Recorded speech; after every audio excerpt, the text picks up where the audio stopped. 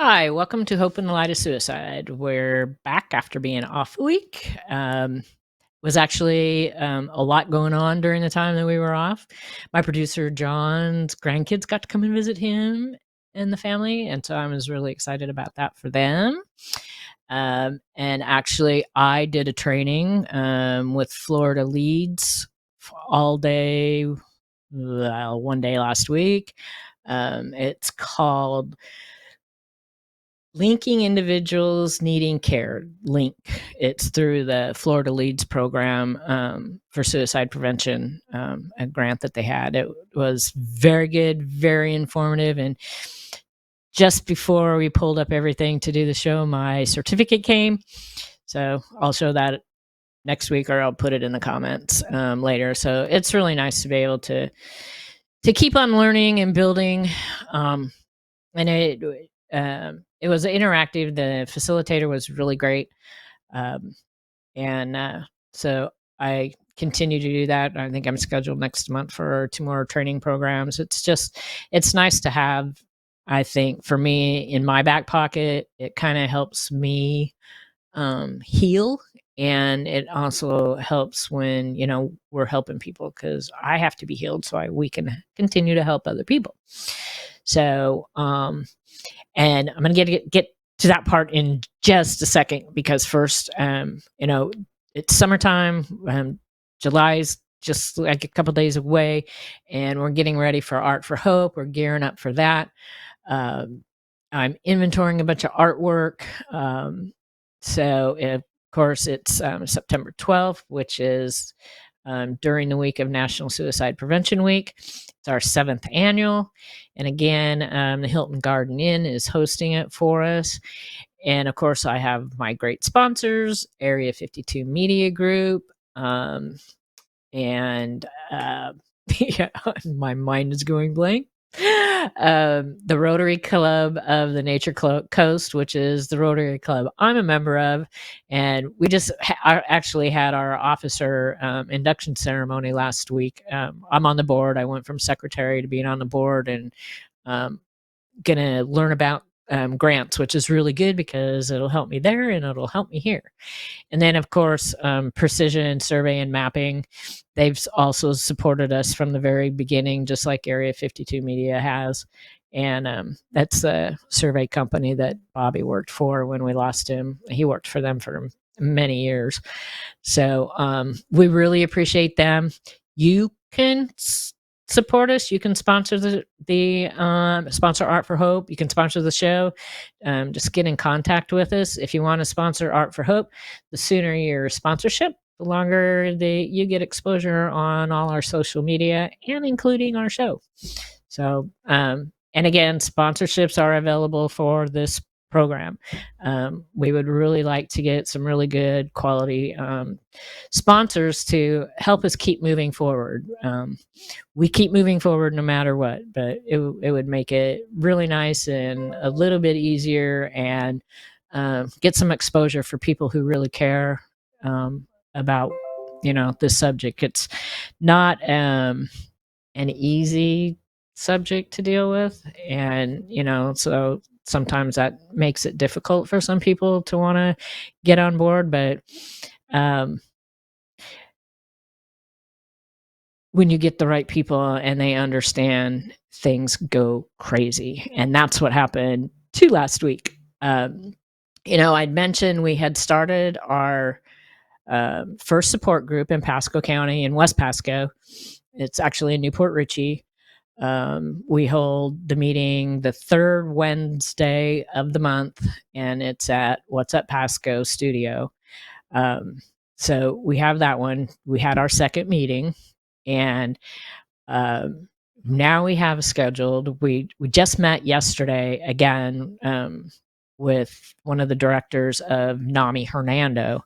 So we're beginning a support group for Spring Hill, Hernando County. July 10th will be their first meeting. And like I said, we're partnering with NAMI Hernando. They're giving us the space to have the support group. They are super, super excited. the gal who's going to be facilitating that group is Cathy Goodman. She lives in Hernando County, and we actually took our training together last December.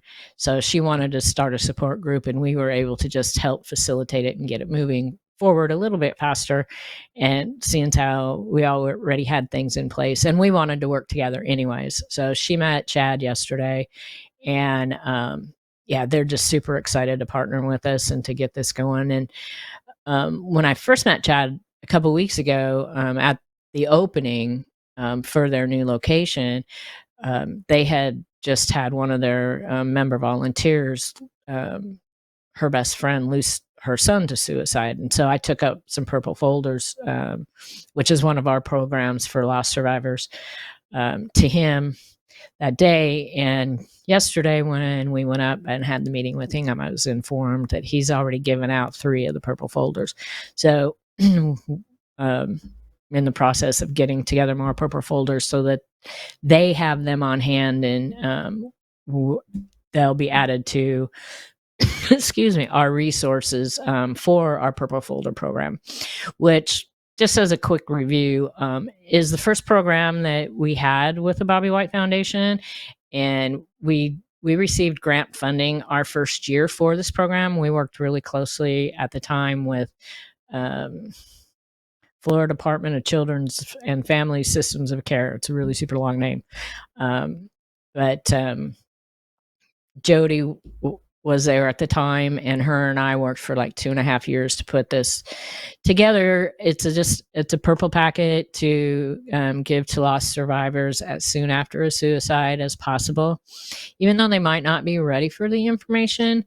At least when they are and they're looking for something, they actually have something physical in hand. It's something that we wish that we had when we lost Bobby, as there was nothing out there. And fortunately, we have several community partners in Pasco that have the folders. Like all the police departments have them. Hopefully, sometime soon, we'll get the Pasco County Sheriff's Office to carry them. And we have the list of our community partners where the folders are available in case you can't reach me, or it might be easier to reach them. But NAMI's Hernando is going to be added to that list. So we're super excited about that. Unfortunately, I mean, it sounds sometimes like I'm really excited. It sounds like, how can you be excited when you're talking about suicide all the time? And it's like, I don't know. It's finally to see the hard work and the pain that we've gone through, things starting to come to fruition, just like doing this show when it took John 10 months to talk me into doing it. The changes from the beginning when we first started the show to now, it's you kind of see the journey that I've gone through a little bit, from still being really, really sad and in super, super deep grief to being a bit better. I'm not saying I'm like totally there, but a bit better, and to see some of these things that we've been working towards, coming through, and other people being excited about it. It's sad that we have to have it. It's kind of sad that we have to be excited about it, but until there's not a need, in which I hope someday there will be no need for us to be doing this, but that's a long ways out. There is so much work to do, but there's a lot of people that are doing it. So again, we want to thank NAMI Hernando, and I'm going to get I mentioned to Chad and Tina, the executive director, we're going to get them on, either both or either one of them on the show here after we roll out this new program, because this one happened like really super, super fast. But it's all good, and it's all coming together good. And we're glad that we're finally, being able to see some of our hard work working. So yeah, that's just super exciting. So, and that's where these training classes that I'm doing, helps too. Like I said, it helps me. It helps, helps me help other people. Probably helps me with this too. So, anyways, so yeah, it was, even though we were off from the show, from taping for a day, but so many things were going on, behind the scenes. We had our volunteer meeting for Art for Hope, and getting more sponsors in. I think I saw somebody today who was a sponsor last year, a really good sponsor who sponsored the last couple of years. They're getting on board, so they have their paperwork that they're getting ready to send in. So we'd really like to see it kind of explode this year. We have a lot of artwork, just like we usually do, but last year we had a lot of artwork. This year we have a lot of artwork, and I don't really want to bring all the artwork back to the gallery. I want us to sell all the artwork so that we can help fund these programs and bring more programs, and possibly more support groups. There's a need for one in the West Pasco or the East Pasco side. I'm going to be contacting the people that wanted to start that one. I know that the gentleman had been having some health issues, and I need to check in on them and see what they want to do, and maybe we may end up helping them out doing the same thing as what we're doing with Hernando County. Because like I said, I'll be the main facilitator for the West Pasco group. Cathy Goodman is the main facilitator. I'll be the co-facilitator for the Hernando Group. And I'm even, my head starts spinning sometimes, and possibly thinking Tampa. I did join a business group down in Tampa the last couple months. Super, super, super nice people. Been introduced to some really great people, and it's a possibility that I'm going to be talking to some people and see how that, might even play out, which is really cool. So yeah, keep them busy. And in the meantime, I think I'd mentioned we were having a tree issue. Well, we did have the trees taken down in the meantime. Actually, they ended up having to come out on Father's Day.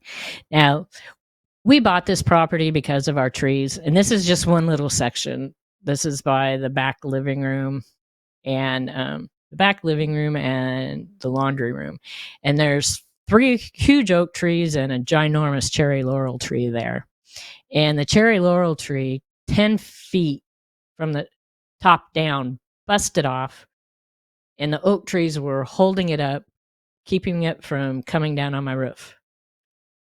And we had them all taken out, and now it is so bare.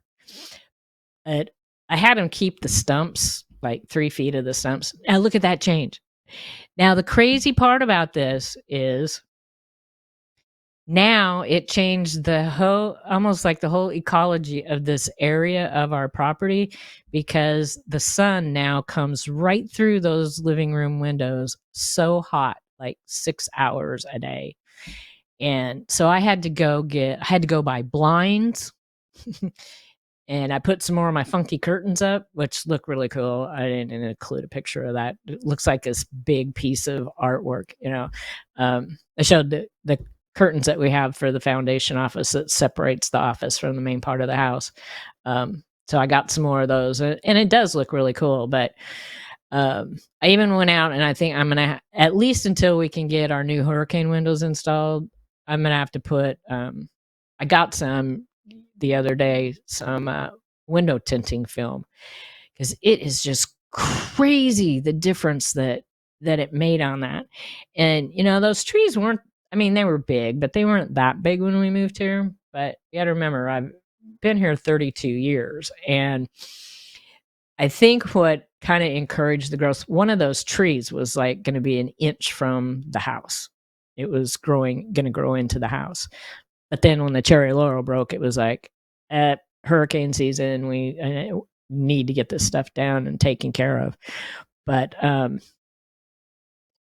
many years ago, because we were on a septic tank, Bobby switched the drainage for the washer, so it goes out into the yard. It's called gray water, and so it watered all those trees.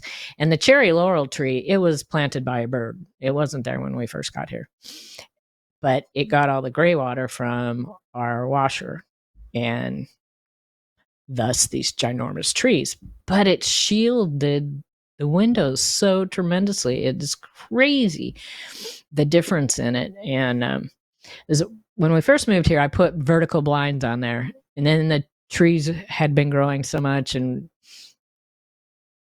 a lot of time had gone by, and so it was time for another change, and so we did something different, and so we didn't have really anything on the windows except for just curtains on the side, and because you couldn't really see in, and the trees protected us from the sun, but not no more. So yeah, that's gonna be fun. So I get to see how I can do with putting window film on the windows. You go from one project to making it a bigger project, but it's fun. I mean, fortunately, I'm the kind of person I like doing, different things like that. Luckily, because since Bobby's been gone, I've had to do it all by myself, but I enjoy it. So and the changes are getting a little bit easier. At first it was really hard, and I still do have a hard time, but it's not quite as hard as it was in the beginning. I do have some projects that I started. Still, I'm a year past finish them. Some of them I'll only go weeks, but I do still have a couple that are a year. So I got to get on those and get on track. So the last couple shows, we were talking about the 2024 National Strategy for Suicide Prevention that they came out with, and we had been talking about the number one, the strategic direction number one, community-based suicide prevention, and so we're talking about that the last couple shows, and we just had a meeting with Zero Partners of Suicide for Pinellas County, and that's what we've talked about during the meeting, was that national strategy and how we're going to take some of that to implement in the strategy for zero suicide prevention for Pinellas County. And we went over a few things, and each strategy there's just so much information, and we went over some of it. And so what I wanted to do today is just kind of review there's 7 goals for the first strategy. There's 4 strategies. And so the goals for the first strategy that we have been talking about is, the first goal is to establish effective broad-based collaboration and substantial suicide prevention partnerships. Now, that's what we've been working towards. That's what our foundation has been working towards since its inception. And in some areas, it's getting more, and it is by far way better than it was when we first started the foundation, and that's what I kept touting. We need to be partners. Not one of our organizations alone is going to be able to carry this weight. It's gonna take a lot of people, a lot of organizations, and so some of the considerations that they've come up with is you want to get a wide range of partnerships. So people with suicide-centered lived experience and concerned community members. That would be us. Individuals from populations disproportionately affected by suicide and suicide attempts. Now,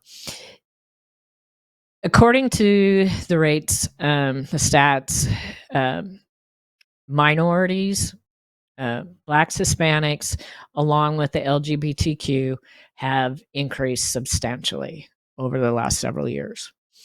So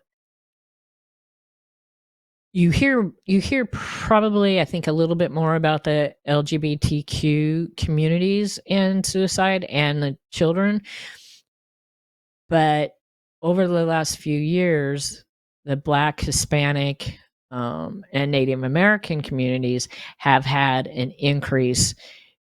Like, I can't remember which one it is. It was on our meeting yesterday. Up to 30%, and that's substantial. So they also want non-governmental and community-based organizations, which we would be kind of in that too. Also, federal, state, tribal, social services, private sector businesses, news media, policymakers, and that's what we're doing a fairly good job of that with Zero Partners for Pinellas, and also for our SAFE program here in Pasco County. We just named ours SAVE. We're still following the Zero Partners of Suicide. I don't know, guidelines, their program or whatever. We just, I guess, wanted to be different and named ours differently, but it's basically the same. We've got Zero Suicide Partners of Hillsborough County, which I have yet to make a meeting, but we will get there. So for the goal number one, and I don't know if I'm going to get through all these goals, they have, what does success look like? Successful partnerships maximize diverse experience and expertise and foster creativity, new ideas, and perspectives. People engage in such partnerships at the national, state, tribal, local, or territorial levels can create a shared agenda with mutual vision for suicide prevention that is tied to goals, objectives, and actions with measurable outcomes. It's important. And everyone has a defined role. For example, some people may have an expertise in data collection and analysis, or program planning and evaluation. Others are an expert in communicators. Some bring a local perspective and have a pulse of the community. Other partners, and this was another one that's come up recently, along with the increase of the different cultures, is understanding the different cultural beliefs is really super important. So, and there's much more. I mean, this is really great. There is a lot to it, but I think with the organizations working together, and I was really glad that this was our agenda for our meeting the other day. I just think it's good. So at least I know I'm on the same page as the other people that we're in partnerships with. So the second goal is support upstream comprehensive community-based suicide prevention. Focus on comprehensive suicide prevention. Some of the considerations are community identified priorities for prevention, availability of effective suicide prevention programs and services, local drivers and contributors of suicide risks, which are called indicators, and organizations with the capacity to address social determinants of health and other risk and protective factors. So in a couple, I think we were talking about this in SAVE and in for Pinellas County, and also with the training program that I took last week, is when somebody attempts and they're hospitalized or Baker acted for their actions, maybe they didn't really actually have an attempt. The first 24 to 72 hours after they're released is critical. And this is where one area where a lot of all across the board, the hospitals, the doctors, clinicians, psychiatrists, whoever is involved with somebody that has been released who has suicidal tendencies or ideations, if they dropping the ball on this, the increases in suicide is tremendously high. And so this is an important area for everyone to work on. It's crazy, the statistics, but it's really super important. And a lot of these people, once they get out, and part of it is our healthcare system, they can't get in to see anybody sometimes for 30, 60, 90 days. And you can't do that. Many of these people will not survive. So we need to strengthen economic supports, support healthy connections, and teach everyone coping and problem solving skills, and be able to create a protective environment for them, especially after an attempt or ideation, something that serious enough to cause them to be hospitalized. Oh my gosh, I'm running out of time. So let me get to the happy. Well, it's kind of the happy thing. Our quote for the day, really fast. Life is a circle of happiness, sadness, hard times, and good times. If you are going through hard times, have faith that the good times are on the way. And always remember to put in the lifeline numbers into your phone. You can call or text 988 veterans, press #1. Put the Jason Project, first responder badges. Have these in your phone. You just never know when you're going to need them. And I want to thank you guys. We're going to keep bringing all this information to you. Sometimes it's a lot to digest, but I think it's really, really important to know the work that is being done. And remember, there is always hope.